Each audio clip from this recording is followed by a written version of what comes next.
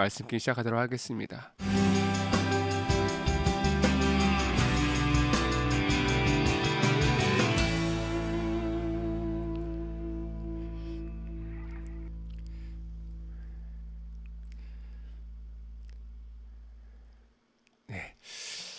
말씀 읽기 시작할 텐데요. 먼저 마태복음 14장부터 이어지는 이 마태복음의 분위기를 우리가 좀 더 잘 이해하려면 마태복음에 쓰여졌던 그 시대의 이야기를 조금 더 나누면 좋겠다라는 마음이 있습니다. 먼저 차트를 보여드릴게요. 네.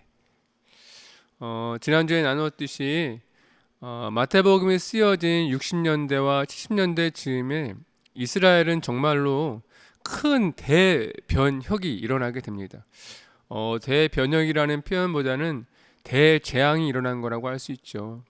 66년도부터 굉장히 로마와의 항쟁이 굉장히 크게 일어나게 돼요. 그 과정 가운데 물론 유대가 조금 앞서기도 했지만 결국 대제국 로마가 유대를 다 공략하게 되고 69년에 예루살렘이 완전히 공략하게 되고 70년에는 예루살렘 성과 그 주변에 있는 모든 것들이 다 파괴되어지고 결국 남아있는 유대의 지도자 무리들이 70년부터 73년까지 마사다라는 항전지에서 끝까지 항쟁하다 그들이 모두 자결함으로 유대 전쟁이 마무리하게 됩니다.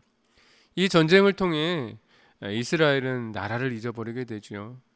그런데 이 전쟁 후 처리가 조금 우리에게는 좀 중요한 의미가 있을 것 같아요. 유대 전쟁 후에 유대인을 향한 로마 제국의 정책이 바뀌게 됩니다. 그 전까지는 로마인들이 특별히 유대인들에게 나름대로의 자치권을 허용해 주었어요. 종교도 나름대로 갖게 됐고 사회적으로 그들 나름대로의 전통과 문화들을 지킬 수 있도록 관용 정책을 폈었는데 그것이 완전히 깨어지게 된 계기가 바로 이 유대 로마 전쟁입니다. 그러면서 이 전쟁이 강제 정책으로 바뀌게 되고요. 그 가운데 산헤드린 공회가 해산됩니다. 산헤드린 공회는 아시는 것처럼 모든 유대를 대표하는 지도자들 70명이 모여서 종교적이고 정치적인 것들을 이루는 지금의 국회와 같은 것인데 그것이 해산되었던 거예요. 그러니까 정치적인 그런 조직이나 그런 기관들을 다 해산해 버린 거죠. 두 번째는 대제사장 제도를 폐지해 버린 건데 사실 성전이 파괴되면서 대제사장직이 애매하긴 했는데 사실 대제사장이 이 직분이 전쟁의 시발점이 되긴 했거든요. 그래서 로마 제국은 더 이상은 제사장을 세우지 않겠다라고 공언해 버리고 제사장 제도를 폐지하죠. 하나만 참고로 말씀드리면 유대 전쟁 중에 로마에 함께 힘을 모았던 제사장 그룹들이 열심당원에 의해서 살해되는 경우가 있어서 아마 이때쯤 많은 제사장들이 목숨도 잃게 됐고 말 그대로 직업을 잃게 된 거죠. 두 번째는 거기서 끝난 것이 아니라 이방 신전을 세우고 이제 종교를 강요하기 시작하는 거예요.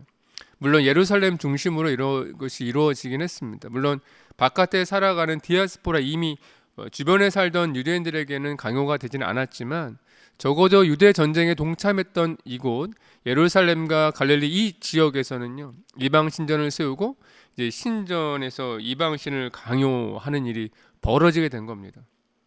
그러니까 완전히 유대인의 정체성이 다 사라진 거죠. 정치적으로 해산되고 종교적으로 해산되고 그들의 개인적인 이런 문화와 정통까지도 다 해산될 위기가 닥친 겁니다. 또 한 가지 참고로 말씀드리면 이 성전 파괴라는 것이 대단히 중요하지 않습니까? 이 성전이라는 것이 어느 곳이냐면 옆에 처음에 보이시는 그림처럼 모리아산 그곳에 세워진 거잖아요. 모리아산은 이제 아브라함이 이삭을 바치던 그 곳입니다. 그곳에서 성전이 세워진 후에 솔로몬 성전, 스룹바벨 성전, 헤롯 성전에 계속 변화가 일어났는데 한 번도 이 성전의 자리를 빼앗긴 적은 없어요. 마지막에 있는 그림은 그 성전 주변에서 발달된 그림이긴 하지만 보시면 성전을 중심으로 다 이루어진단 말이에요. 근데 이것이 깨어지게 되는 거예요. 이것이 완전히 깨어지면서 그때부터 예루살렘 지금 보시면 그 이슬람 돔이 있지 않습니까? 이때부터 계속 이방 신전들이 이스라엘 성전터 그 중심을 차지하게 되면서 유대인들의 마음이 완전히 깨어지는 무너지는 거죠. 결국 이들에게서는 생각의 전환의 도전이 필요한 겁니다. 성전이 없잖아요. 이제 성전이 없으면 어떻게 신앙생활하지? 땅도 사라진 거지 않습니까? 이제 정치적으로 이제 제한이 없어졌으니까 그 땅이 없다면 우리는 어느 나라 사람이요?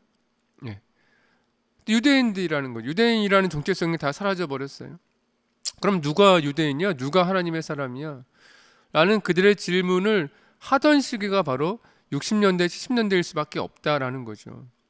그 시대에 마태복음은 대단히 혁명적이고 대단히 사람들의 마음을 깨우는 말씀이었던 것 같아요.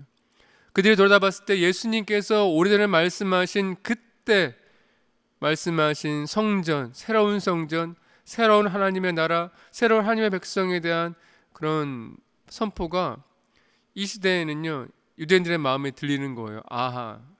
그래서 아시는 것처럼 60년대부터 교회가 굉장히 크게 성장하죠. 아마 이런 것들이 밑바탕이 되지 않을까 싶습니다. 그래서 생각의 전환점에서 선택의 기로가 있는 거예요. 계속 유대인의 문화를 고집할 것인가. 사실 나라가 무너졌다고 종교생활을 못하는 거 아니잖아요. 똘똘 뭉쳐 살면 되는 거니까. 그래서 두 갈래로 갈라지게 됐는데 한 부류는 그래 우리가 예전에 바벨론 포로기 때에도 나라가 없었어. 성전이 없었어. 그때 우리 정체성도 애매해서 하지만 그때 우리 신앙은 잘 지켰잖아. 그래 우리 유대주의로 가자 해서 유대주의로 빠지는 한 갈래가 있었고요. 다른 한 갈래는 그래 예수님께서 말씀하신 그 시대로구나. 새로운 성전, 새로운 땅, 새로운 백성으로 살아가야겠구나라는 두 부류가 생기면서 교회와 이제 유대교가 점점 이렇게 갈라지게 되는 계기가 이때 이루어졌다고 볼 수 있어요. 근데 제가 왜 이 말씀을 드리냐면 이 마태복음의 지금부터 14장부터 이어지는 말씀들이 이것이 굉장히 잘 드러나 있습니다. 누가 하나님의 나라, 어디가 하나님의 나라이고 누가 하나님의 백성이고 무엇이 정말로 온전한 성전 예배인가, 온전한 신앙생활인가를 말씀하고 있기 때문에 아마 이런 마음을 가지고 이런 배경을 가지고 오늘 말씀을 읽으시면 조금 더 도움이 될 것 같아요. 오늘은 이제 한 장 한 장 같이 간단하게 살펴보면서 말씀 읽어보도록 하겠습니다. 먼저 14장의 말씀 함께 나눌 건데요. 14장의 말씀은 세례 요한의 죽음으로부터 말씀 시작합니다. 지난주에 말씀드렸지만 마태복음은 시간상으로 쓰는 거에 전혀 관심이 없다고 말씀드렸죠. 마태복음 저자의 목적은 어떻게 하면 유대인들에게 예수님에 대해서 효과적으로 전할 것에 대한 관심이 있었기 때문에 지금 이런 식으로 세례 요한의 죽음과 함께 예수님께서 어떻게 구약에서 오신 새로운 메시아인가, 우리에게 오신 하나님의 아들인가를 보여주는 것에 아주 집중하면서 14장을 열고 있습니다. 그래서 앞단락에는 세례 요한의 죽음인데 여러분 그거 아시죠? 살로메.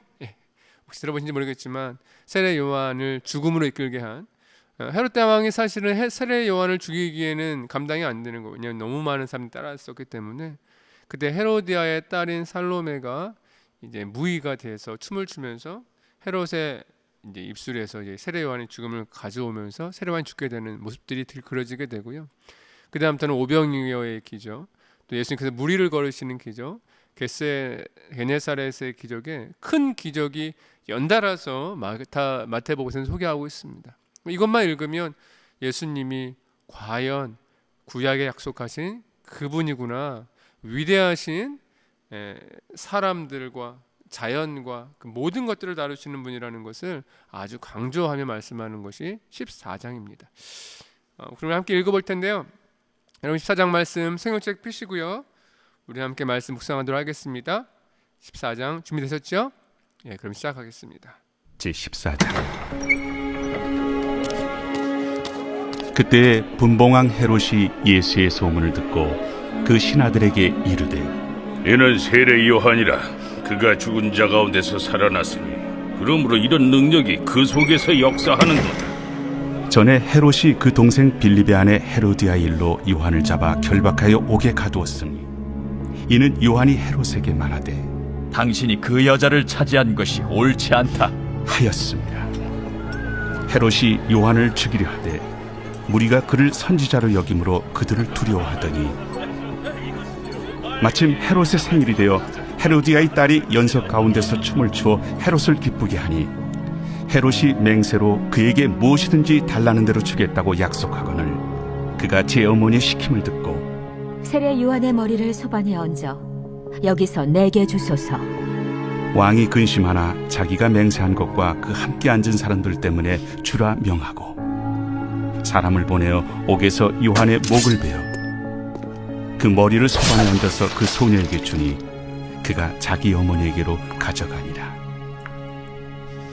요한의 제자들이 와서 시체를 가져다가 장사하고 가서 예수께 아뢰니라. 예수께서 들으시고 배를 타고 떠나사 따로 빈들에 가시니 무리가 듣고 여러 고을로부터 걸어서 따라간지라. 예수께서 나오사 큰 무리를 보시고 불쌍히 여기사 그 중에 있는 병자를 고쳐주시니라. 저녁이 되매 제자들이 나와 이곳은 빈들이요 때도 이미 저물었으니 무리를 보내어 마을에 들어가 먹을 것을 사 먹게 하소서. 갈 것 없다. 너희가 먹을 것을 주라. 여기 우리에게 있는 것은 떡 5개와 물고기 2마리뿐이니이다. 그것을 내게 가져오라. 무리를 명하여 잔디 위에 앉히시고 떡 5개와 물고기 2마리를 가지사 하늘을 우러러 축사하시고 떡을 떼어 제자들에게 주시매 제자들이 무리에게 주니 다 배불리 먹고 남은 조각을 12바구니에 차게 거두었으며 먹은 사람은 여자와 어린이 외에 5,000명이나 되었더라. 예수께서 즉시 제자들을 재촉하사 자기가 무리를 보내는 동안에 배를 타고 앞서 건너편으로 가게 하시고 무리를 보내신 후에 기도하러 따로 산에 올라가시니라. 저물매 거기 혼자 계시더니 배가 이미 육지에서 술이나 떠나서 바람이 거스름으로 물결로 말미암아 고난을 당하더라. 밤 사경에 예수께서 바다 위로 걸어서 제자들에게 오시니 제자들이 그가 바다 위로 걸어오심을 보고 놀라 유령이라 하며 무서워하여 소리 지르거늘 예수께서 즉시 이르시되 안심하라. 나니 두려워하지 말라. 베드로가 대답하여 이르되 주여, 만일 주님이시거든 나를 명하사 물 위로 오라 하소서. 보라, 베드로가 배에서 내려 물 위로 걸어서 예수께로 가되 바람을 보고 무서워 빠져가는지라 소리질러 이르되 주여, 나를 구원하소서. 하니 예수께서 즉시 손을 내밀어 그를 붙잡으시며 이르시되 믿음이 작은 자여, 왜 의심하였느냐? 배에 함께 오름에 바람이 그치는지라. 배에 있는 사람들이 예수께 절하며 이르되 진실로 하나님의 아들이로소이다. 그들이 건너가 게네사렛 땅에 이르니 그곳 사람들이 예수이신 줄을 알고 그 근방에 두루 통제하여 모든 병든 자를 예수께 데리고 와서 다만 예수의 옷자락에라도 손을 대게 하시기를 간구하니 손을 대는 자는 다 나음을 얻으니라. 14장에서 한 가지만 기억하고 다음 장으로 넘어가면 좋겠는데요. 무리를 걷는 이야기에서 베드로가 예수님을 따라 무리를 걷는 장면이 나오지 않습니까? 근데 같은 본문을 다루고 있는 마가복음과 요한복음에는 베드로가 등장하지는 않아요.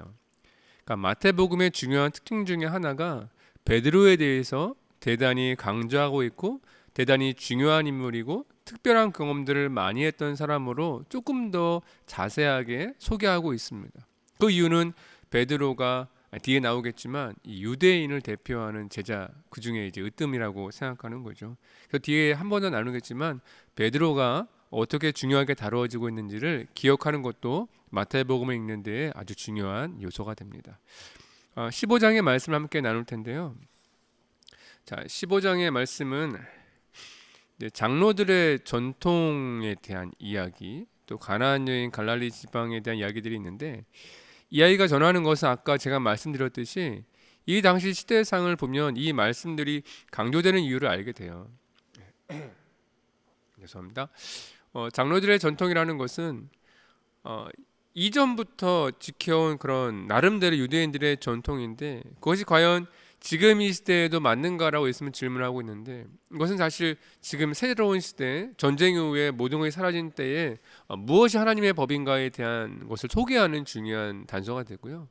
가나안 여인의 믿음이 나오는데 들어가시던 방에 가시는데 이방 여인이 자신의 딸을 구해달라고 하나님께 나오는 모습을 보게 돼요. 그럼 예수님께서 그 여인을 굉장히 크게 인정해 주시는데 이방 땅에 들어가고 이방 사람이 인정해 주시는 것은 새로운 땅, 이제는 유대가 아니라 세계가 하나님의 땅이고 이제는 유대인들만 아니라 모든 사람이 하나님의 사람이라는 것을 드러내는 귀한 말씀입니다. 그 다음에 갈릴리 지방의 기적이라든지 4,000명을 모이시는 기적이 한 번 더 등장하게 되는데 이 모든 것들은 구약에 이루어졌던 그 모든 것들이 예수님을 통해 완성이 되고 또한 예수님을 통해 새롭게 시작되는 것들을 다 예표하는 그런 말씀이라고 볼 수 있는 거죠. 그래서 여러분 이런 관점으로 말씀을 보시면 마태복음 저자가 이렇게 이런 말씀의 중점 우리에게 두기 원하는구나, 읽기 원하는구나라는 것을 알게 되죠. 여러분도 마찬가지입니다. 우리 예수님 믿고 새 사람 됐죠.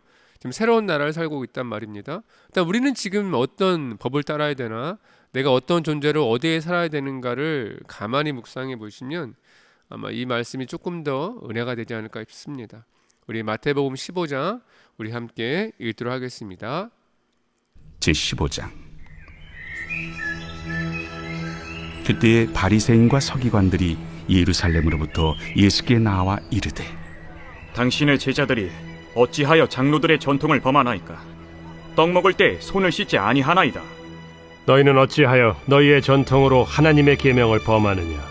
하나님이 이르셨으되 내 부모를 공경하라 하시고 또 아버지나 어머니를 비방하는 자는 반드시 죽임을 당하리라 하셨거늘 너희는 이르되 누구든지 아버지에게나 어머니에게 말하기를 내가 드려 유익하게 할 것이 하나님께 드림이 되었다고 하기만 하면 그 부모를 공경할 것이 없다 하여 너희의 전통으로 하나님의 말씀을 폐하는도다.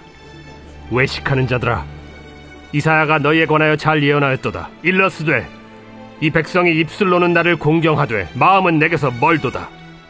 사람의 계명으로 교훈을 삼아 가르치니 나를 헛되이 경배하는도다 하였느니라.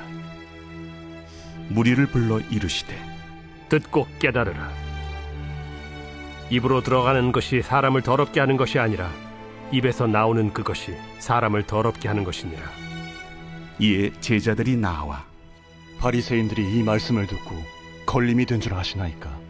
심은 것마다 내 하늘 아버지께서 심으시지 않은 것은 뽑힐 것이니 그냥 두라. 그들은 맹인이 되어 맹인을 인도하는 자로다. 만일 맹인이 맹인을 인도하면 둘이 다 구덩이에 빠지리라. 베드로가 대답하여 이르되 이 비유를 우리에게 설명하여 주옵소서. 너희도 아직까지 깨달음이 없느냐? 입으로 들어가는 모든 것은 배로 들어가서 뒤로 내버려지는 줄 알지 못하느냐? 입에서 나오는 것들은 마음에서 나오나니 이것이야말로 사람을 더럽게 하느니라. 마음에서 나오는 것은 악한 생각과 살인과 간음과 음란과 도둑질과 거짓 증언과 비방이니 이런 것들이 사람을 더럽게 하는 것이요 씻지 않은 손으로 먹는 것은 사람을 더럽게 하지 못하느니라. 예수께서 거기서 나가사 두로와 시돈 지방으로 들어가시니 가나안 여자 하나가 그 지경에서 나와서 소리질러 이르되 주 다윗의 자손이여 나를 불쌍히 여기소서. 내 딸이 흉악하게 귀신 들렸나이다. 예수는 한 말씀도 대답하지 아니하시니 제자들이 와서 청하여 말하되 그 여자가 우리 뒤에서 소리를 지르니 그를 보내소서. 나는 이스라엘 집에 잃어버린 양 외에는 다른 데로 보내심을 받지 아니하였노라. 여자가 와서 예수께 절하며 이르되 주여, 저를 도우소서. 자녀의 떡을 취하여 개들에게 던짐이 마땅하지 아니하니라. 주여, 옳소이다마는 개들도 제 주인의 상에서 떨어지는 부스러기를 먹나이다. 여자여, 내 믿음이 크도다. 내 소원대로 되리라. 그때로부터 그의 딸이 나으니라. 예수께서 거기서 떠나사 갈릴리 호수가에 이르러 산에 올라가 거기 앉으시니 큰 무리가 다리 저는 사람과 장애인과 맹인과 말 못하는 사람과 기타 여럿을 데리고 와서 예수의 발 앞에 앉힘에 고쳐주시니 말 못하는 사람이 말하고 장애인이 운전하게 되고 다리 저는 사람이 걸으며 맹인이 보는 것을 무리가 보고 놀랍게 여겨 이스라엘의 하나님께 영광을 돌리니라. 예수께서 제자들을 불러 이르시되 내가 무리를 불쌍히 여기노라. 그들이 나와 함께 있은지 이미 사흘임에 먹을 것이 없도다. 길에서 기진할까 하여 굶겨 보내지 못하겠노라. 광야에 있어 우리가 어디서 이런 무리가 배부를 만큼 떡을 얻으리이까? 너희에게 떡이 몇 개나 있느냐? 7개와 작은 생선 2마리가 있나이다. 예수께서 무리에게 명하사 땅에 앉게 하시고 떡 7개와 그 생선을 가지사 축사하시고 떼어 제자들에게 주시니 제자들이 무리에게 주매 다 배불리 먹고 남은 조각을 7광주리에 차게 부두었으며 먹은 자는 여자와 어린이 외에 4,000명이었더라. 예수께서 무리를 흩어보내시고 배에 오르사 마가단 지경으로 가시니라. 아멘. 네. 지금 15장 말씀 읽어보셨겠지만 어떤 말씀이 진행되고 왜 이런 말씀들이 중요하게 마태복음에게 이제 저자에게 들려졌는지가 좀 이해가 되죠. 16장의 말씀 함께 나눌 텐데요. 16장의 말씀은 첫 번째는 이가 스토리가 이제 사두개인들과 바리새인들과 사두개인들에 대한 이야기로 말씀이 이제 전환이 되는데 이들이 중요한 게 바리새인들 같은 경우는 유대 공동체를 이끌어가던 지도자들이고요. 사두개인들 같은 경우는 성전에서 주로 이제 말씀을 연구하거나 성전의 우리 행정 같은 것, 아니면 제사 같은 것들을 주관하던 그런 무리들이 사두개인들이거든요. 그러니까 예수님께서는 지금 이스라엘의 이런 멸망에 이르는 지경, 사람들이 영적으로 이렇게 다 망가져 버린 지경이 결국 누구로부터 그 원인을 찾고자 하시냐면 바로 말씀을 받고 세움을 받은 이 지도자들, 종교 지도자들 혹은 성도들 중에 이제 먼저 믿은 자들에게 그것을 찾고 있는 거예요. 그래서 바리새인들과 사두개인들과의 갈등이라든지 그들을 향한 이런 비판의 목소리들이 마태복음에 조금 더 강하게 들어있는 것이 사실 이 모습들이 예전에 이제 예루살렘이 그러니까 이스라엘이 멸망했을 때 아수르 제국이나 바벨론 제국이 멸망했을 때에도 주님께서 말씀하신 이유가 뭐냐면 백성들에게 이렇게 하나하나 말씀하시는 것이 아니라 그들을 바르게 이끌어야 되는 왕이라든지 제사장이라든지 이런 리더들이 그 역할을 감당하지 못했을 때에 모두가 이렇게 무너지는 것을 능히 경고하셨거든요. 앞에 15장에서도 맹인이 맹인을 인도하는 것 같다라고 말씀하신 부분도 여기 있습니다. 두 번째 중요한 건 이제 베드로의 고백이 여기서 이제 등장하는데 아까 말씀드린 대로 마태복음에서는 베드로를 굉장히 중요한 인물로 이렇게 세우기를 원하는데 그래서 앞에도 그랬지만 뒤에 보시겠지만 질문을 하게 되면 중요한 질문, 중요한 사건에 누가 하냐면 다 베드로가 하는 모습들을 보게 되는데 그 중에 특히 중요한 것이 가이사 빌립보에서 예수님을 그리스도로 고백한 이 모습이 굉장히 중요한 모습으로 부각이 되는데 이때 예수님께서는 베드로에게 그의 믿음 칭찬해 주시면서 천국의 열쇠를 베드로에게 맡기는 이 모습이 여기에 담겨져 있는 겁니다.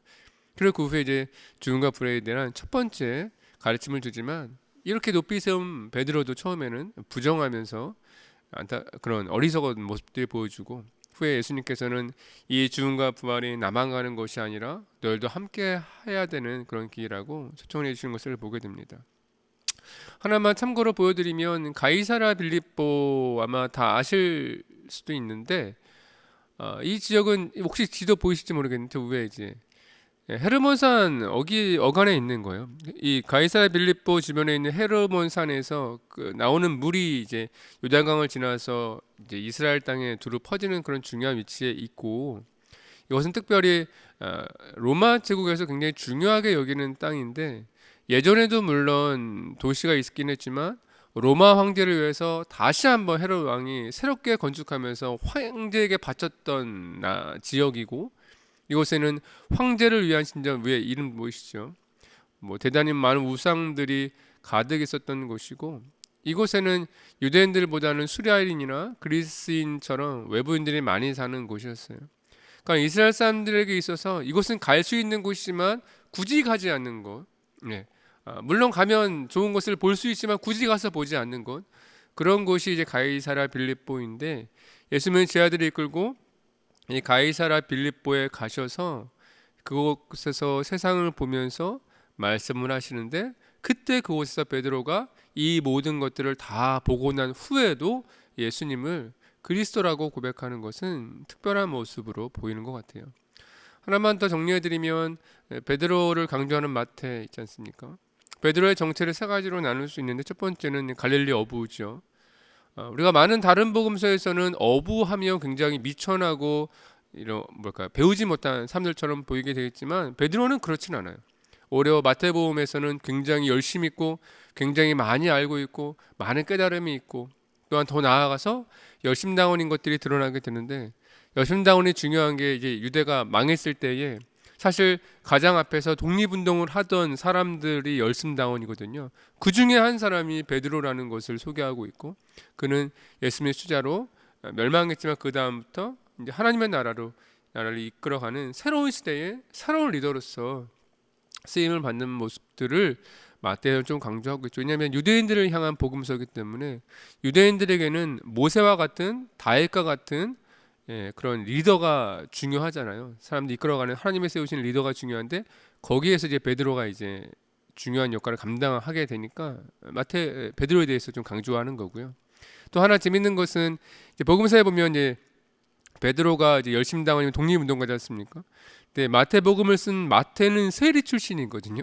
그래서 어떤 분의 묵상글을 보니까 독립운동가인 베드로와 매국노 출신의 세리였던 마태가 함께 예수님을 따라갔을 때 과연 그들 사이에 사이가 좋았을까? 라고 묵상하시는 분이 있을 만큼 둘의 관계는 좀 특별해 보이고 그럼에도 불구하고 마태는 베드로에 대해서 굉장히 중요한 사람으로 또 굉장히 새로운 시대를 이끌어갈 사람으로 유대인들에게 소개하고 싶은 마음이 있었던 것 같아요. 네. 우리 그런 마음으로 우리 함께 우리 16장의 말씀 함께 읽도록 하겠습니다. 그래서 16장에서는 16장에서는 소개드리면 그런 베드로의 고백들 이렇게 진행된다는 것을 기억해 주시면 감사하겠습니다. 함께 읽어보겠습니다. 16장입니다. 제16장 바리새인과 사두개인들이 와서 예수를 시험하여 하늘로부터 오는 표적 보이기를 청하니 예수께서 대답하여 이르시되 너희가 저녁에 하늘이 붉으면 날이 좋겠다 하고 아침에 하늘이 붉고 흐리면 오늘은 날이 굳겠다 하나니 너희가 날씨는 분별할 줄 알면서 시대의 표적은 분별할 수 없느냐? 악하고 음란한 세대가 표적을 구하나 요나의 표적밖에는 보여줄 표적이 없느니라 하시고 그들을 떠나가시니라. 제자들이 건너편으로 갈새 떡 가져가기를 잊었더니 예수께서 이르시되 삼가 바리새인과 사두개인들의 누룩을 주의하라. 제자들이 서로 논의하여 우리가 떡을 가져오지 아니하였도다 하거늘 예수께서 아시고 이르시되 믿음이 작은 자들아 어찌 떡이 없으므로 서로 논의하느냐? 너희가 아직도 깨닫지 못하느냐? 떡 5개로 5,000명을 먹이고 주운 것이 몇 바구니며 떡 7개로 4,000명을 먹이고 주운 것이 몇 광주렸는지를 기억하지 못하느냐? 어찌 내 말한 것이 떡에 관함이 아닌 줄을 깨닫지 못하느냐? 오직 바리새인과 사두개인들의 누룩을 주의하라. 그제서야 제자들이 떡의 누룩이 아니요 바리새인과 사두개인들의 교훈을 삼가라고 말씀하신 줄을 깨달으니라. 예수께서 빌립보 가이사라 지방에 이르러 제자들에게 물어 이르시되 사람들이 인자를 누구라 하느냐? 더러는 세례 요한, 더러는 엘리야, 어떤 이는 예레미야나 선지자 중에 하나라 하나이다. 너희는 나를 누구라 하느냐? 시몬 베드로가 대답하여 주는 그리스도시요 살아계신 하나님의 아들이시니이다. 바요나 시몬아, 내가 복이 있도다. 이를 내게 알게 한 이는 혈육이 아니요 하늘에 계신 내 아버지시니라. 또 내가 내게 이르노니 너는 베드로라. 내가 이 반석 위에 내 교회를 세우리니 음부의 권세가 이기지 못하리라. 내가 천국 열쇠를 내게 주리니 내가 땅에서 무엇이든지 매면 하늘에서도 매일 것이요 내가 땅에서 무엇이든지 풀면 하늘에서도 풀리리라. 이에 제자들에게 경고하사 자기가 그리스도인 것을 아무에게도 이르지 말라 하시니라. 이때로부터 예수 그리스도께서 자기가 예루살렘에 올라가 장로들과 대제사장들과 서기관들에게 많은 고난을 받고 죽임을 당하고 제3일에 살아나야 할 것을 제자들에게 비로소 나타내시니 베드로가 예수를 붙들고 항변하여 이르되 주여 그리 마옵소서. 이 일이 결코 죽게 미치지 아니하리이다. 예수께서 돌이키시며 베드로에게 이르시되 사탄아, 내 뒤로 물러가라. 너는 나를 넘어지게 하는 자로다. 네가 하나님의 일을 생각하지 아니하고 도리어 사람의 일을 생각하는도다. 이에 예수께서 제자들에게 이르시되 누구든지 나를 따라오려거든 자기를 부인하고 자기 십자가를 지고 나를 따를 것이니라. 누구든지 제 목숨을 구원하고자 하면 잃을 것이요 누구든지 나를 위하여 제 목숨을 잃으면 찾으리라. 사람이 만일 온 천하를 얻고도 제 목숨을 잃으면 무엇이 유익하리요? 사람이 무엇을 주고 제 목숨과 바꾸겠느냐? 인자가 아버지의 영광으로 그 천사들과 함께 오리니 그때 각 사람이 행한 대로 갚으리라. 진실로 너희에게 이르노니 여기 서 있는 사람 중에 죽기 전에 인자가 그 왕권을 가지고 오는 것을 볼 자들도 있느니라.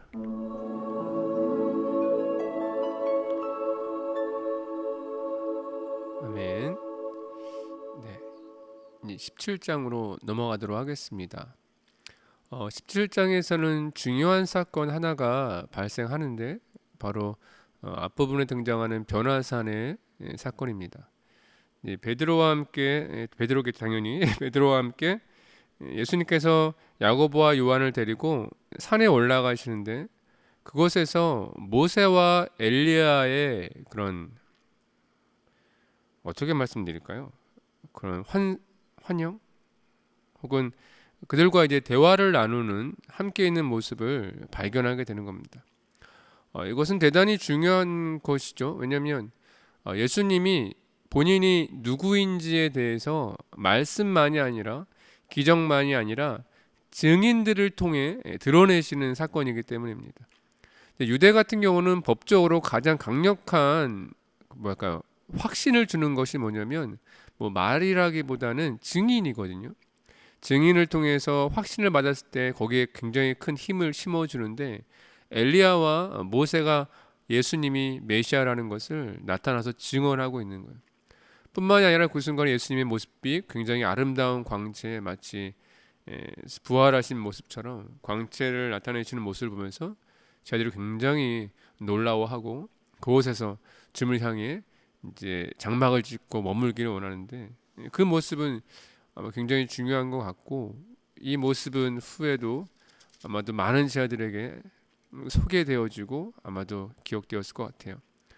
그 다음에 있는 이제 제자들의 모습인데 여기에 기억하실 것이 뭐냐면 만약에 교회가 언제부터 시작됐냐라고 질문한다면 어떤 분들은 교회 건물이 세워지고 공동체가 모여서 예배하는 것부터 시작했을 거라고 여기시는 분이 있을 수 있어요. 근데 마태복음에서 교회는 언제 시작됐냐라고 얘기하면 예수님이 누구인지를 깨닫고 예수님을 위해 살아가는 사람들이 함께 모이는 순간 또 그들에게 힘이 나타나는 순간 이미 교회가 시작되었다는 것을 보게 되는 거예요.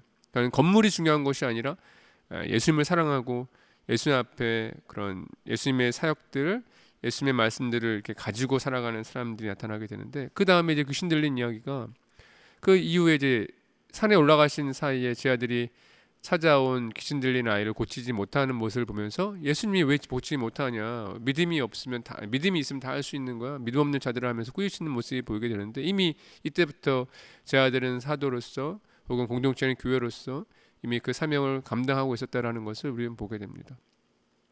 그 다음에 죽음과 부활에 대한 두 번째 가르침이 있게 되고요. 그 다음에 성전세 내시는 건데 이 말씀의 핵심은 이렇게 질문해 볼 수 있잖아요. 예수님은 세금을 내셔야 되나?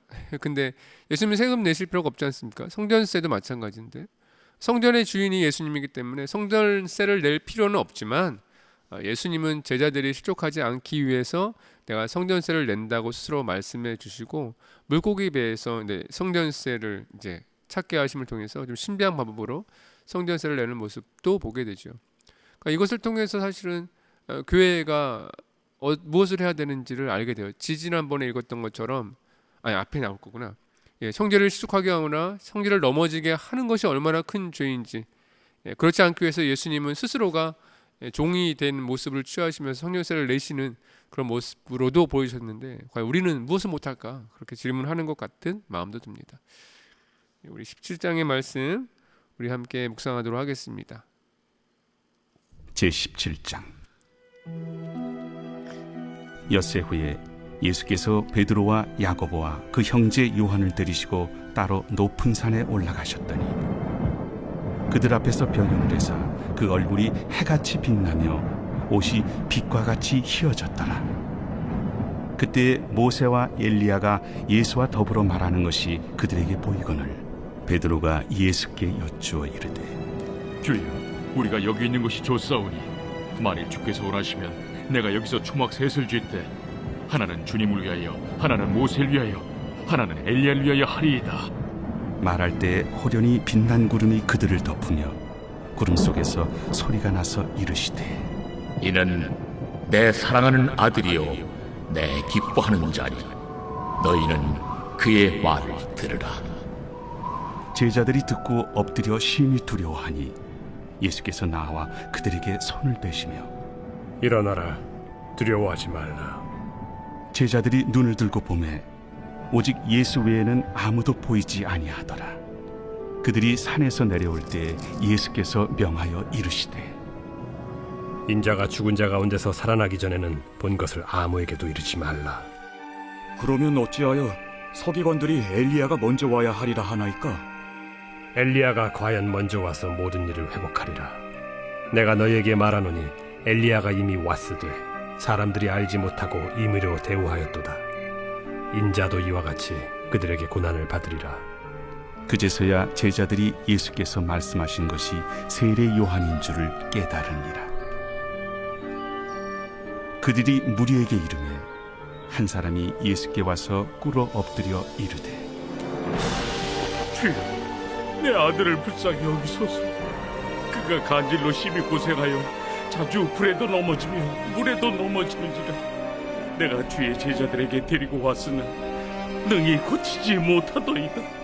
믿음이 없고 패역한 세대여, 내가 얼마나 너희와 함께 있으며 얼마나 너희에게 참으리요.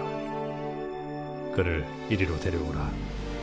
이에 예수께서 꾸짖으시니 귀신이 나가고 아이가 그때부터 나으니라. 이때 제자들이 조용히 예수께 나와 이르되 우리는 어찌하여 쫓아내지 못하였나이까?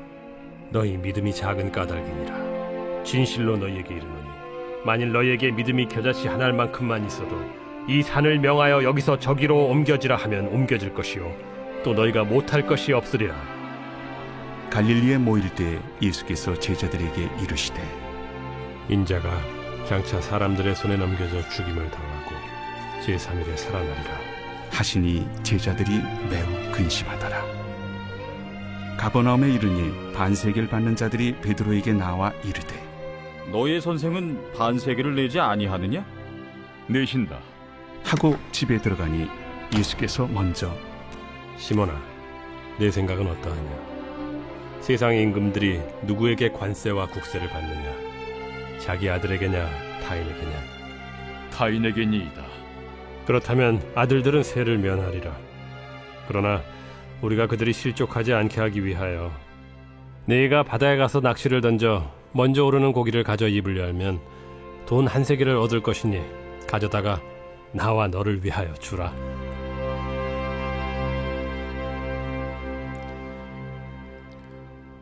아멘. 이제 18장의 말씀 함께 보도록 하겠습니다. 18장에서는 조금 중요한 개념이 등장하게 되는데 그렇다면 예수님께서 이 땅에 오셨어요. 메시아로 오셨고 새로운 시대가 열렸는데 새로운 시대에 우리는 어떻게 살아야 되는지에 대한 말씀들이 모여져 있는 것이 18장 말씀입니다. 근데 새로운 시대를 살아가는 사람에게 가장 중요한 것이 두 가지를 소개하고 있어요. 첫 번째는 모든 사람을 동일하게 대하되 예수님의 두 번째 말씀처럼 모두를 내 몸처럼 사랑하는 그 모습들이 여기서 이제 그대로 드러나게 되었어요.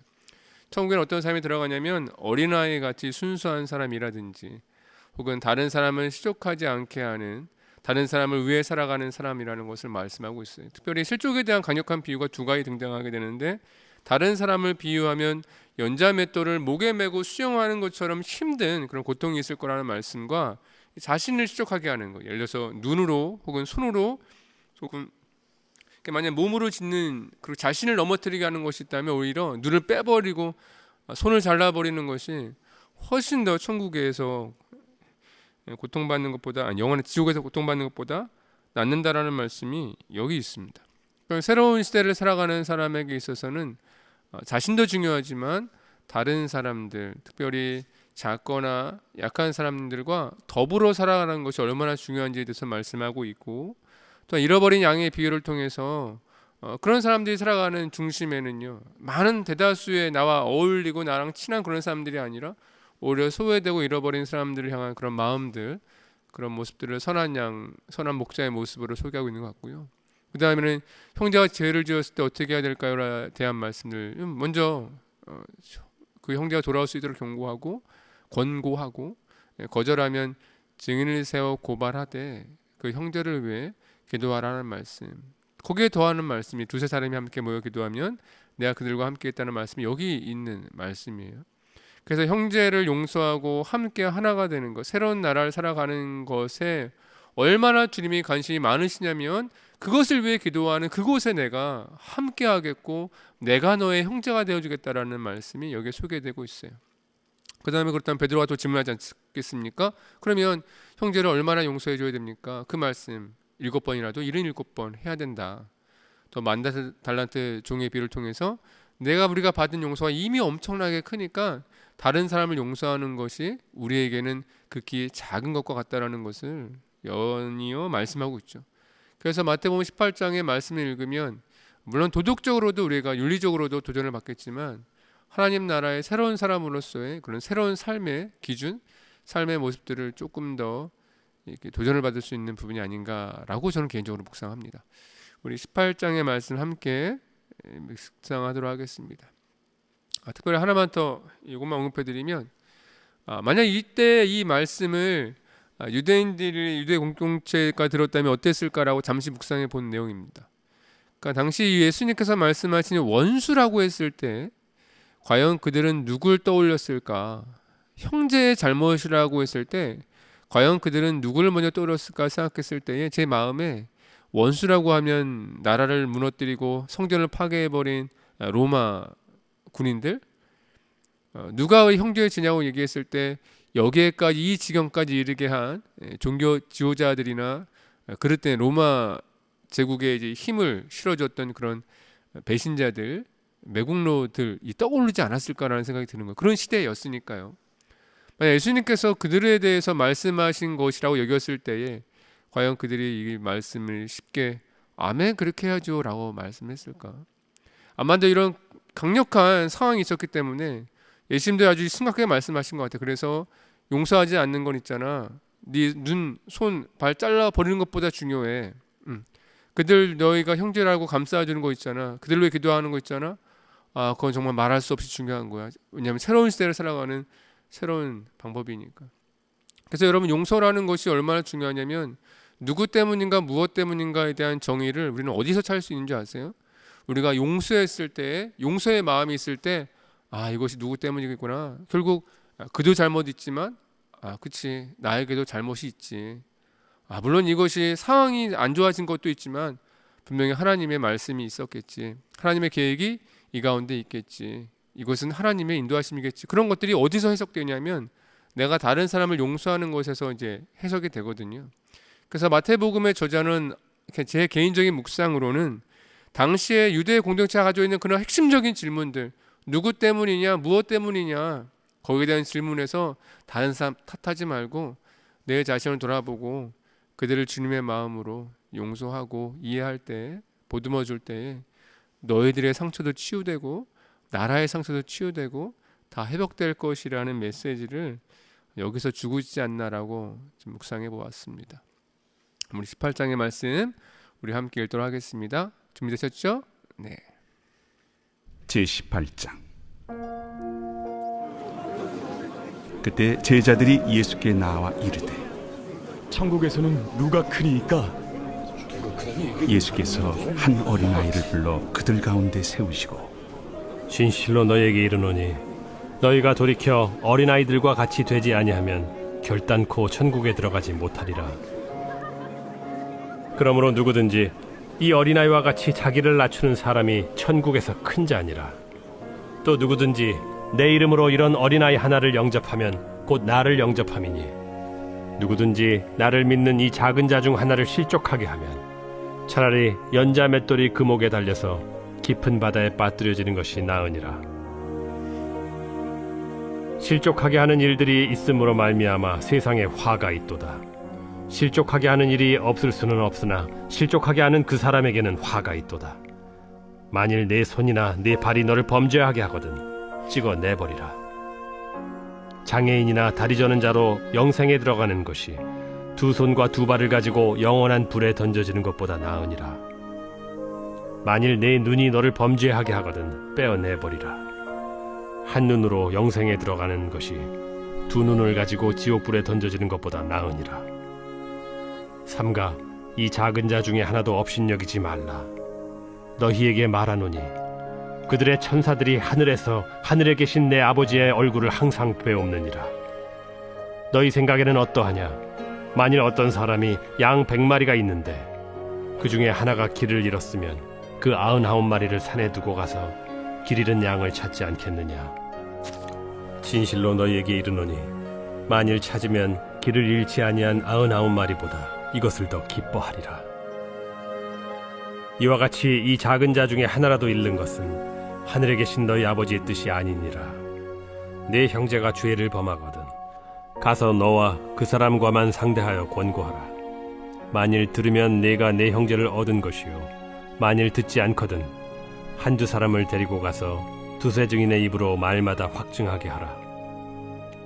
만일 그들의 말도 듣지 않거든 교회에 말하고 교회의 말도 듣지 않거든 이방인과 세리와 같이 여기라. 진실로 너희에게 이르노니 무엇이든지 너희가 땅에서 매면 하늘에서도 매일 것이요 무엇이든지 땅에서 풀면 하늘에서도 풀리리라.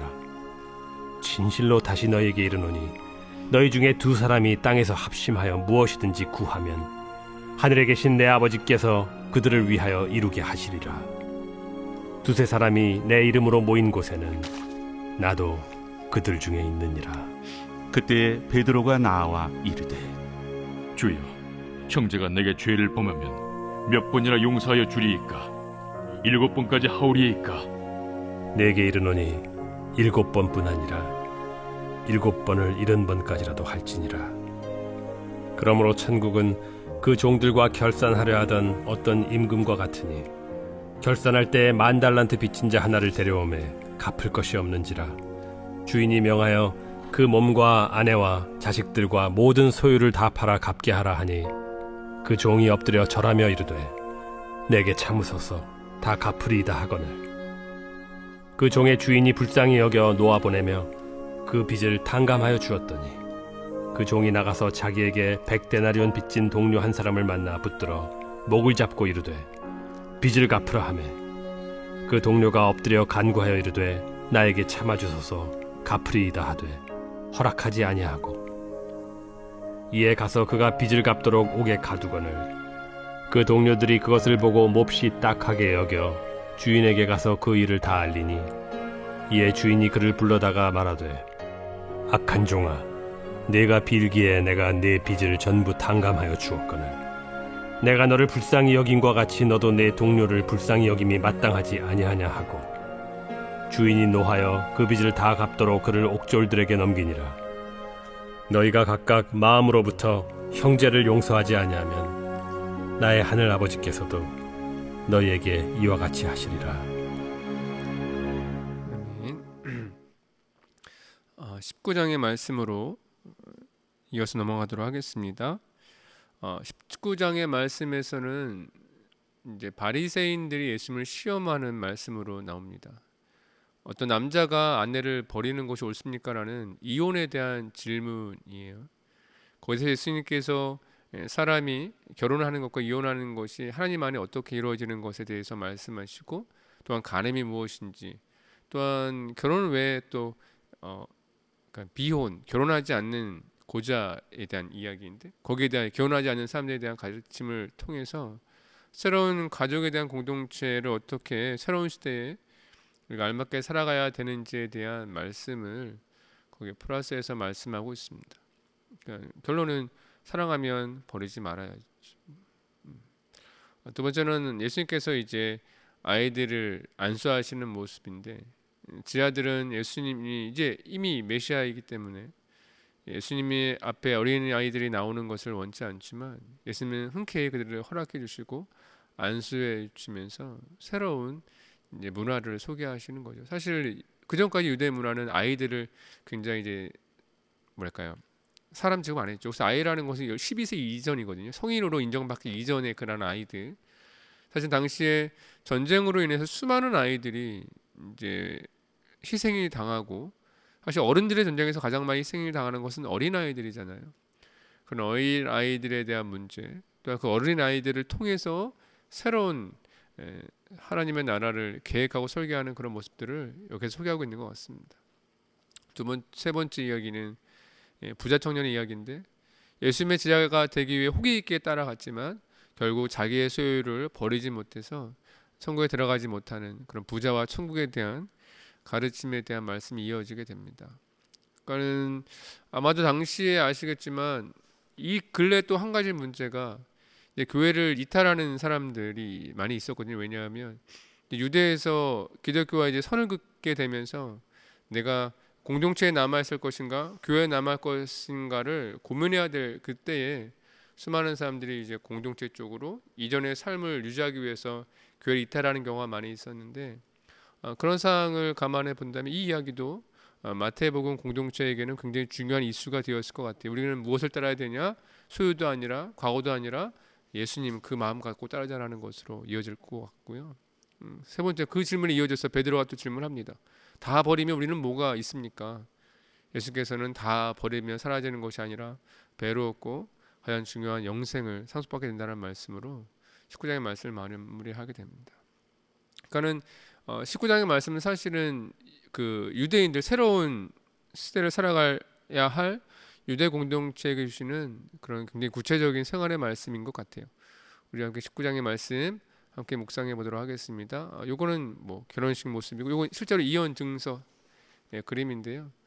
유대 이혼은 말로 하는 게 아니라 증서를 써줌을 통해서 부당하게 이혼을 당해서 피해받는 경우를 보호해주고 있는데, 예수님은 이 모든 것들도 함께 염두에 두고 계시다라고 생각하시면 좀 더 이해가 좋을 것 같아요. 우리 함께 19장의 말씀 우리 함께 묵상하도록 하겠습니다. 제19장. 예수께서 이 말씀을 마치시고 갈릴리를 떠나 요단강 건너 유대 지경에 이르시니 큰 무리가 따르거늘 예수께서 거기서 그들의 병을 고치시더라. 바리새인들이 예수께 나와 그를 시험하여 사람이 어떤 이유가 있으면 그 아내를 버리는 것이 옳으니까? 사람을 지으신 이가 본래 그들을 남자와 여자로 지으시고 말씀하시기를 그러므로 사람이 그 부모를 떠나서 아내에게 합하여 그 둘이 한 몸이 될지니라 하신 것을 읽지 못하였느냐? 그런즉 이제 둘이 아니요 한 몸이니 그러므로 하나님이 짝져 주신 것을 사람이 나누지 못할지니라. 그러면 어찌하여 모세는 이혼 증서를 주어서 버리라 명하였나이까? 모세가 너희 마음의 완악함 때문에 아내 버림을 허락하였거니와 본래는 그렇지 아니하니라. 내가 너희에게 말하노니 누구든지 음행한 이유 외에 아내를 버리고 다른 데 장가드는 자는 간음함이니라. 제자들이 이르되 만일 사람이 아내에게 이같이 할진대 장가들지 않는 것이 좋겠나이다. 사람마다 이 말을 받지 못하고 오직 타고난 자라야 할지니라. 어머니의 태로부터 된 고자도 있고 사람이 만든 고자도 있고 천국을 위하여 스스로 된 고자도 있도다. 이 말을 받을 만한 자는 받을지어다. 그때 사람들이 예수께서 안수하고 기도해 주심을 바라고 어린아이들을 데리고 오매 제자들이 꾸짖거늘 어린아이들을 용납하고 내게 오는 것을 금하지 말라. 천국이 이런 사람의 것이니라. 그들에게 안수하시고 거기를 떠나시니라. 어떤 사람이 주께 와서 이르되 선생님이여, 내가 무슨 선한 일을 하여야 영생을 얻으리이까? 어찌하여 선한 일을 내게 묻느냐? 선한 이는 오직 한 분이시니라. 내가 생명에 들어가려면 계명들을 지키라. 어느 계명이오니이까? 살인하지 말라, 간음하지 말라, 도둑질하지 말라, 거짓 증언하지 말라, 내 부모를 공경하라, 내 이웃을 내 자신과 같이 사랑하라 하신 것이니라. 이 모든 것을 내가 지키었사온데 아직도 무엇이 부족하니이까? 내가 온전하고자 할진대 가서 내 소유를 팔아 가난한 자들에게 주라. 그리하면 하늘에서 보화가 내게 있으리라. 그리고 와서 나를 따르라. 하시니 그 청년이 재물이 많음으로 이 말씀을 듣고 근심하며 가니라. 예수께서 제자들에게 이르시되 내가 진실로 너희에게 이르노니 부자는 천국에 들어가기가 어려우니라. 다시 너희에게 말하노니 낙타가 바늘기로 들어가는 것이 부자가 하나님의 나라에 들어가는 것보다 쉬우니라. 제자들이 듣고 몹시 놀라 이르되 그렇다면 누가 구원을 얻을 수 있으리까? 예수께서 그들을 보시며 이르시되 사람으로는 할 수 없으나 하나님으로서는 다 하실 수 있느니라. 보소서, 우리가 모든 것을 버리고 주를 따라 싸운데 그런즉 우리가 무엇을 얻으리이까? 내가 진실로 너희에게 이르노니 세상이 새롭게 되어 인자가 자기 영광의 보좌에 앉을 때 나를 따르는 너희도 12 보좌에 앉아 이스라엘 12지파를 심판하리라. 또 내 이름을 위하여 집이나 형제나 자매나 부모나 자식이나 전토를 벌인 자마다 여러 배를 받고 또 영생을 상속하리라. 그러나 먼저 된 자로서 나중되고 나중된 자로서 먼저 될 자가 많으니라.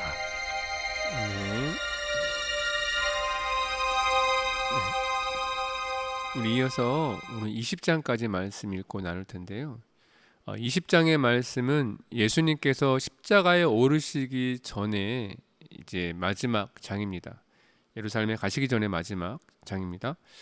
그래서 이제 마태복음의 말씀이 이제 1장부터 이제 여기 20장까지가 이제 그러니까는 첫 단락이라고도 할 수 있죠. 그래서 예수님의 사역을 어느 정도 정리되는 그런 수준이라고 할 수 있는데 이때 두 가지 큰 사건이 일어나게 되는데 하나는 제자들 사이에서 누가 더 예수님이 이제 예루살렘에 들어가시면 과연 높은 자리에 서게 될까라는 그들의 그런 마음에 대한 가르침 세 번째 사건에서 나타나게 되고요. 거기에 대한 것들이 계속 이어지는 거예요. 하나님 나라에서는 과연 누가 정말로 높은 사람이 되겠느냐, 쓰임받는 사람이 되겠느냐, 더 인정받는 사람이 되겠느냐. 예수님의 말씀은 그런 것 아니라는 거예요. 우리가 다 이미 은혜로 우리가 말할 수 없는 죄인의 자리에서 은혜로 이 자리에 섰기 때문에 감히 누가 먼저고 누가 더 좋은 거라고 말할 수 없다라는 거죠.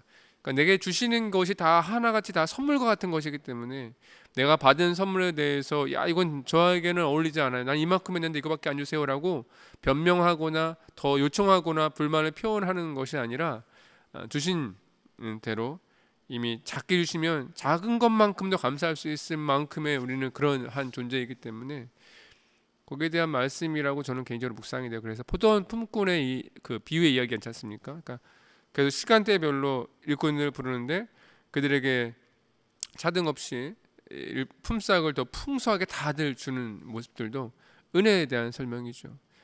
마지막에 이제 여리고성 예루살렘 들어가기 전에 이제 바로 여리고 성에서 매인을 고치게 되는데 다윗의 자손이라는 고백이 등장하게 됩니다. 근데 이미 앞에서 나왔어요. 다윗의 자손이라는 이런 예수님을 향한 고백이 몇 번 등장하냐면 총 마태복음에는 6번이 등장하게 되는데 1장에서는 천사가 다윗의 예수님의 아버지죠. 요셉에게 다윗의 자손이라고 불러줌을 통해서 예수님이 다윗의 자손의 혈통 가운데 있다는 것을 소개하고 있고 9장에서도 두 맹인이 처음 예수님의 자손이여라고 처음 고백하게 되고 15장에 아까 나눴던 가나안 여인이 다윗의 자손이요.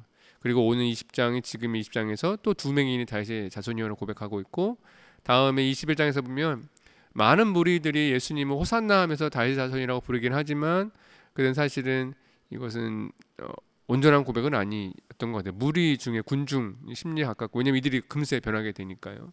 그리고 21장에서는 어린아이들이 이어서 정말로 호산나 다윗의 자손이라고 부르는 모습들을 보게 되는데 특별히 마태복음에서 다윗의 자손이라는 호칭을 이런 사람들이 실제로 고백함을 통해서 실제적으로 예수님을 마음으로 하나님께서 말씀하신 진정한 메시아로 받아들이는 사람이 누구냐? 그들은 유대인들도 아니고 종교 지도자들도 아니고 예수님을 필요하는 사람들, 예수님을 갈급하는 사람들, 예수님을 통해 삶을 변화시키기 원하고 정말로 예수님을 기뻐하던 그런 사람들만이 정말 예수님을 알아보았다라고 그 말씀으로 이제 정리되고 있습니다. 그래서 우리도 마찬가지 있죠. 우리가 예수님을 언제 정말로 나의 구주로, 나의 구세주로 영접할 수 있을까요? 내가 죄인이라는 것을 모르면 안 되거든요. 내가 예수님 없으면 살 수 없다라는 사실, 내가 예수님이 없으면 결국 이 세상에서 단 1초도 온전히 살아갈 수 없는 그런 갈급한 사람이라는 것을 아는 사람이 예수님을 믿을 수 있어요. 충분히 살아가는데 하나의 옵션처럼 예수님을 믿으면 누가 예수님을 온전히 믿을 수 있겠습니까? 네, 마태복음에서는 맹인들, 가난한 여인, 어린아이들은 어떤 이들이에요? 정말 예수님이 필요한 사람들, 정말 예수님을 기뻐하는 사람들이란 말입니다. 우리가 그런 사람 되길 주의 이름으로 축복합니다. 그래서 오늘은 20장까지 말씀 볼 텐데 다시 한번 정리해드리면 은혜, 누가 먼저냐? 다 아니라는 거예요. 다 우리 은혜 받았기 때문에 순서도 없고 다들 서로를 인정하고 함께 동행하며 함께 하게 된다는 말씀. 또한 죽음에 대한 가르침도 20장에 있습니다. 오늘 20장까지 읽고 마무리하도록 하겠습니다. 우리 함께 20장 말씀 묵상하도록 하겠습니다. 제20장. 천국은 마치 품꾼을 얻어 포도원에 들여보내려고 이른 아침에 나간 집주인과 같으니 그가 하루 한 데나리온씩 품꾼들과 약속하여 포도원에 들여보내고 또 제3시에 나가보니 장터에 놀고 서 있는 사람들이 또 있는지라 그들에게 이르되 너희도 포도원에 들어가라 내가 너희에게 상당하게 주리라 하니 그들이 가고 제6시와 제9시에 또 나가 그와 같이 하고 제11시에도 나가보니 서 있는 사람들이 또 있는지라 이르되 너희는 어찌하여 종일토록 놀고 여기 서 있느냐 이르되 우리를 품꾼으로 쓰는 이가 없음이니이다 이르되 너희도 포도원에 들어가라 하니라 저물매 포도원 주인이 청지기에게 이르되 품꾼들을 불러 나중 온 자로부터 시작하여 먼저 온 자까지 삭을 주라 하니 제11시에 온 자들이 와서 한 데나리온씩을 받거늘 먼저 온 자들이 와서 더 받을 줄 알았더니 그들도 한 데나리온씩 받은지라 받은 후 집주인을 원망하여 이르되 나중 온 이 사람들은 1시간밖에 일하지 아니하였거늘 그들을 종일 수고하며 더위를 견딘 우리와 같게 하였나이다. 주인이 그 중에 한 사람에게 대답하여 이르되 친구여 내가 네게 잘못한 것이 없노라. 네가 나와 한 데나리온의 약속을 하지 아니하였느냐. 네 것이나 가지고 가라. 나중 온 이 사람에게 너와 같이 주는 것이 내 뜻이니라. 내 것을 가지고 내 뜻대로 할 것이 아니냐. 내가 선함으로 네가 악하게 보느냐. 이와 같이 나중된 자로서 먼저 되고 먼저 된 자로서 나중되리라. 예수께서 예루살렘으로 올라가려 하실 때 12제자를 따로 들이시고 길에서 이르시되 보라 우리가 예루살렘으로 올라가노니 인자가 대제사장들과 서기관들에게 넘겨지매 그들이 죽이기로 결의하고 이방인들에게 넘겨주어 그를 조롱하며 채찍질하며 십자가에 못 박게 할 것이나 제3일에 살아나리라. 그때 세베대의 아들의 어머니가 그 아들들 데리고 예수께 와서 절하며 무엇을 구하니 예수께서 이르시되 무엇을 원하느냐. 나의 이 두 아들을 주의 나라에서 하나는 주의 우편에 하나는 주의 좌편에 앉게 명하소서. 너희는 너희가 구하는 것을 알지 못하는도다. 내가 마시려는 잔을 너희가 마실 수 있느냐. 할 수 있나이다. 너희가 과연 내 잔을 마시려니와 내 좌우편에 앉는 것은 내가 주는 것이 아니라 내 아버지께서 누구를 위하여 예비하셨든지 그들이 얻을 것이니라. 10제자가 듣고 그 두 형제에 대하여 분이 여기거늘 예수께서 제자들을 불러다가 이르시되 이방인의 집권자들이 그들을 임의로 주관하고 그 고관들이 그들에게 권세를 부리는 줄을 너희가 알거니와 너희 중에는 그렇지 않아야 하나니 너희 중에 누구든지 크고자 하는 자는 너희를 섬기는 자가 되고 너희 중에 누구든지 으뜸이 되고자 하는 자는 너희의 종이 되어야 하리라. 인자가 온 것은 섬김을 받으려 함이 아니라 도리어 섬기려 하고 자기 목숨을 많은 사람의 대속물로 주려 함이니라. 그들이 여리고에서 떠나갈 때 큰 무리가 예수를 따르더라. 맹인 두 사람이 길가에 앉았다가 예수께서 지나가신 담을 듣고 소리질러 이르되 주여, 우리를 불쌍히 여기소서. 다윗의 자손이여. 무리가 꾸짖어 잠잠하라 하되 더욱 소리질러 이르되 주여, 우리를 불쌍히 여기소서. 다윗의 자손이여. 예수께서 머물러 서서 그들을 불러 이르시되 너희에게 무엇을 하여 주기를 원하느냐? 주여, 우리의 눈뜨기를 원하나이다. 예수께서 불쌍히 여기사 그들의 눈을 만지시니 곧 보게 되어 그들이 예수를 따르니라.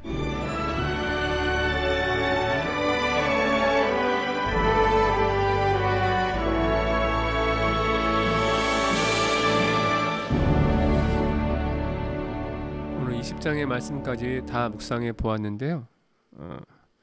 저는 개인적으로 마지막에 두 맹인을 이렇게 더빙했던 성우들의 목소리가 갑자기 마음에 울림이 있네요. 말씀 묵상해 보니까 우리는 주님을 향해 많은 기도 제목이 있습니다. 또 원하고 싶은 소망이 있는데 그것을 어떻게 구해야 될까? 지금 주시는 말씀이 먼저 예수님을 인정하는 것이 먼저이고 그 후에 그 인정하는 그 예수님 앞에 나의 소원과 나의 가급함을 정말 마음을 다해 올려드리듯이 구하는 것이 기도가 아닐까라는 마음이 들었어요. 때로 우리는 마음의 갈급함 때문에 예수님에 대해서 바르게 고백하지 못하고 예수님을 바르게 대하지도 않은 채 내 갈급함을 마치 이렇게 요청하듯이 동사무소에서 민원을 넣듯이 그렇게 하는 경우가 있는데 오늘 두 맹인의 이 더빙하는 목소리를 들으니까 왕이신 분 앞에서 메시아이신 분 앞에서 다윗의 자손인 그 앞에서 그분만이 할 수 있는 것이기 때문에 그분에게 요청하는 이 모습이 저에게 마지막에 큰 도움이 되었습니다.